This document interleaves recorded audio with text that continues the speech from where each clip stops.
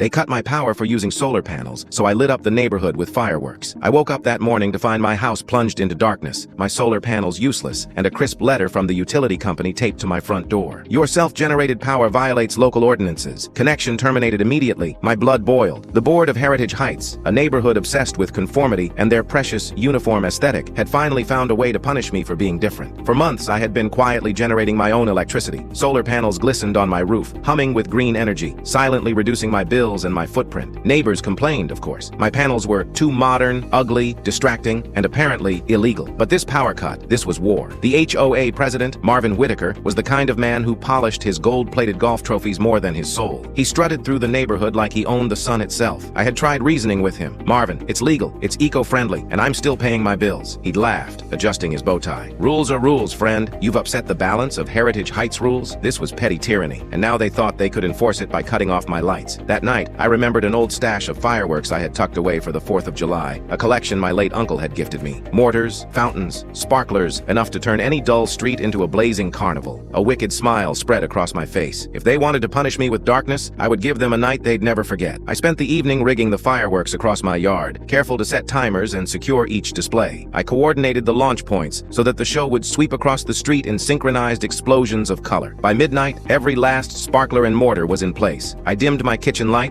and hit the master switch. At exactly 12:01 a.m., Heritage Heights awoke to a sky painted in neon fire. Rockets soared over manicured lawns, fountains hissed and glimmered, and the air trembled with booming shells. Windows rattled, dogs barked, neighbors poured into the streets, eyes wide, mouths agape. Marvin Whitaker appeared at the end of the block, flashlight in hand, shouting, "Turn that off! This is a violation!" I leaned against my garage, watching him stomp across the lawn, trying in vain to suppress the symphony of pyrotechnics. "Rules, Marvin!" I called, letting the fireworks punctuate my words like punctuation in a manifesto. "You can cut my power, but you can't stop me from shining!" By the time the local fire department arrived, the entire neighborhood had been illuminated in bursts of red, blue, and gold. Emergency crews shook their heads, mostly amused, mostly bewildered. My display caused minor chaos, sure, but it was controlled and safe. Marvin's threats dissolved into frantic phone calls to the HOA board, city inspectors, and frustrated neighbors who suddenly realized that his enforcement of petty rules had made him the villain. By dawn, I had already packed away the spent shells. Marvin and the board were exhausted, embarrassed, and more than a little humiliated. No further power cuts came, and the HOA quietly rescinded their complaints after the incident made its rounds on the local news. My solar panels hummed proudly again, unbothered, untouched, and now more celebrated than ever. Sometimes, when the sun rises over Heritage Heights, I smile knowing I turned their attempt to dim my life into a night of pure brilliance. The rules they tried to enforce, shattered. The street they wanted to control, ablaze with color and chaos, courtesy of one stubborn homeowner and a stash of fireworks.